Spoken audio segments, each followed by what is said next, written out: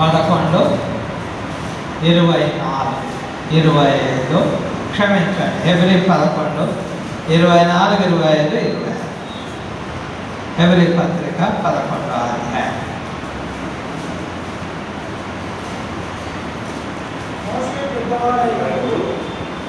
విశ్వాసము బట్టి ఐగుప్తు జనములను క్రీస్తు విషయమైన నింద గొప్ప భాగ్యము ఉంచుకొని అల్పకాలం పాపభోగం అనుభవించిన కంటే దేవుడి ప్రజలతో శ్రమ అనుభవించడం మేలని మరో కుమారులను నటించిన ఎలాగ ప్రతిఫలంగా కలగలో బహుమానంలో నిష్ఠించింది. ఇక్కడ మనం గమనించితే మోషే పెద్దవాడు కాకముందు మోషే ఎక్కడ? రాజభవనంలో ఉన్నాడు. ఆయన తల్లే దాదిగా పెంచుతున్నారు. పెద్దవాడైన తర్వాత అక్కడ వచ్చి ఇద్దరు ఇశ్రాయేలీలు, మొదలు ఒక ఐగుప్తీయుడు ఇశ్రాయేలీలకు అన్యాయం చేస్తే వారిని కొట్టాడు. తర్వాత ఇద్దరు ఇశ్రాయేలీలు పోట్లాడుకుంటే అన్యాయం చేస్తున్న వారిని మందలించాడు. ఎందువల్ల? అతనికి తెలిసింది నేను దేవుని బిడ్డను. ఇంకా ఏం నేర్పింది తల్లి? ఐగుప్తు ధనం గొప్పగా, దేవుని బిడ్డగా బ్రతకడం గొప్ప, ఇశ్రాయేలునిగా నీవు బ్రతకడం గొప్ప, ధనం గొప్పగా. లేదా పిల్లలకు ఏం నేర్పాలి? భక్తి నేర్పాలి.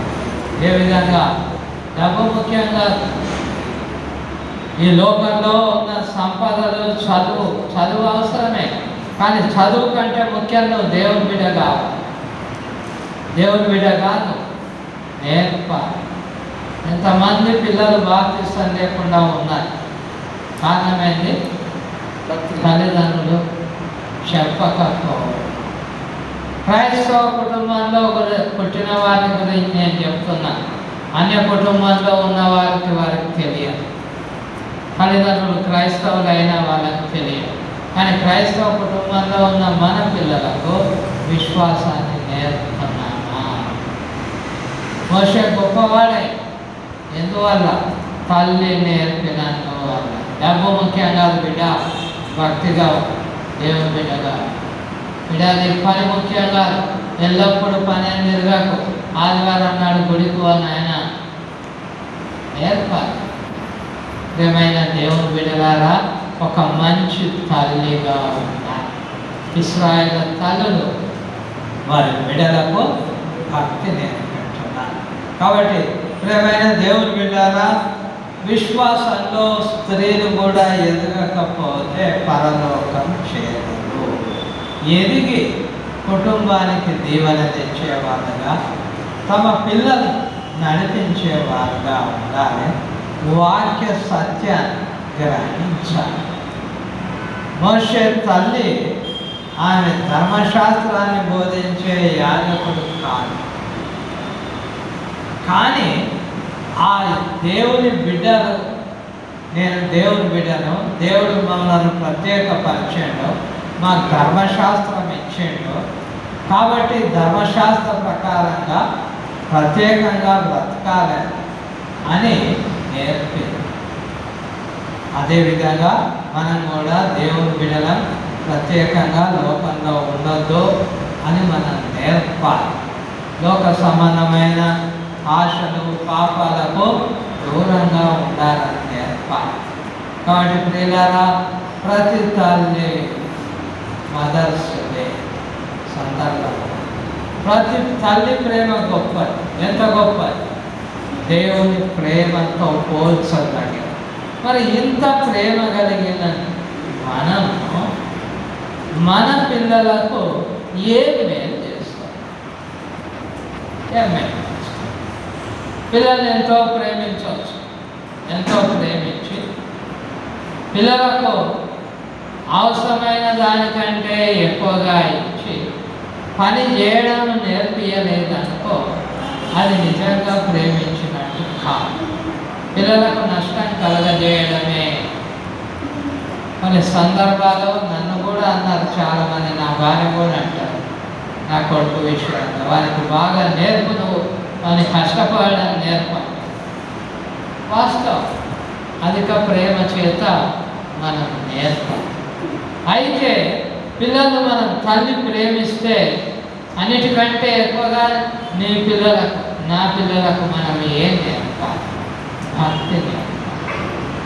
భక్తి ఈ లోకంలో రాబోయే లోకంలో కూడా అది మేలుకరమైనది, ప్రయోజనకరమైనది.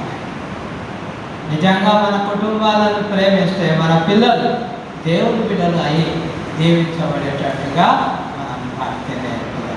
ప్రతి తల్లి ప్రేమ కలిగిన తల్లి తన బిడ్డలు దేవుని సన్నిధికి తేవాలా. పెద్దగా అయిన తర్వాత రావాలంటే కష్టం, బాల్యం నుండే ప్రయత్నం చేయాలి. కాబట్టి అందరూ ఈ విధంగా ప్రయాసపడాలా, తీసుకొని రావాలని చెప్పి ప్రతి తల్లి తండ్రి కూడా వారికి సహకరించేవాడుగా ఉండాలని నేను మనవి చేస్తున్నాను. మనమందరం ఆ విధంగా ప్రయత్నం చేస్తాం. ఈ సమయంలో మనమందరం తలలో ఉంచుకుంటే మన ప్రియుడు అక్షరం ప్రార్థన చేస్తాం. ప్రార్థన. సకల ఆశీర్వాదములకు కారణభూతులైన మా ప్రియ పరలోక తండ్రి, మీ శ్రేష్టమైన ఘనమైన నామాన్ని ప్రభా మన ఉదయ కాలం నుండి ఇంతవరకు నేను మరి ఆయా యొక్క మన స్త్రీల కుటుంబంలోను ఆయా సేవకుల మీటింగ్లను ప్రభా మరి దేవుని ద్వారా మా పెద్దల కార్యాల ద్వారా ప్రభా మాట్లాడిన మాటలను బట్టి మీకు కృతజ్ఞతలు చెల్లిస్తున్నాం ప్రభా. సమాజంలో స్త్రీ ఎలాగా ఆత్మీయతలు ఎదగాలో ప్రభా, పిల్లలు ఏ విధంగా పెంచాలో ప్రభా జ్ఞాపకం చేసినందుకు మీకు కృతజ్ఞతలు ప్రభా. అదే రీతికి నేను ప్రభా కుటుంబము కట్టబడుటకు స్త్రీ అయిన ప్రభా, స్త్రీ అయిన అన్ని కోణములు ప్రభా ముందుండి ప్రభా ఆధ్యాత్మిక జీవితంలో సమాజంలో ప్రభా నేను నిలదొక్కడానికి నేను మరి సపోర్ట్గా ఉండడానికి ఎక్కువ చెప్పి నడిపించమని విన్న వాళ్ళకు సాధారణ తీసుకోండి, ఎందుకంటే ఫలం చేయమని సంఘంలోను సమాజంలో ఏదో కృప చెప్పి నడిపించము ప్రార్థన చేసినాం. నేను చక్కటి వాక్యం అందించిన అయ్యగారిని ప్రభావ మీ చేతులకు సమర్పిస్తూ ఆయా ప్రాంతాల తిరుగుతుండగా చక్కటి ఆయుషాలను దయచేయమని ఈ మనలో నీ ప్రియకుమార ప్రాణ రక్షకుడైన యేసుక్రీస్తు నామమున మనం సమర్పించి అడిగి పొందుకొని ఉన్నాము మా పరమ తండ్రి. ఆమేన్. తండ్రి కుమార పరిశుద్ధాత్మ త్రిత్వమైన త్రియేకదేవుడు సకల దీవెనలు ఆశీర్వాదం మనకు మన కుటుంబాలు మన సంఘం ఆయన ఇప్పుడు సదాకాలముగా ఆమేన్. అందరికీ వందనాలు. సరదాగా దేవుని వాక్యం విన్నందుకు మీ అందరికీ భోజనం సిద్ధపరచబడ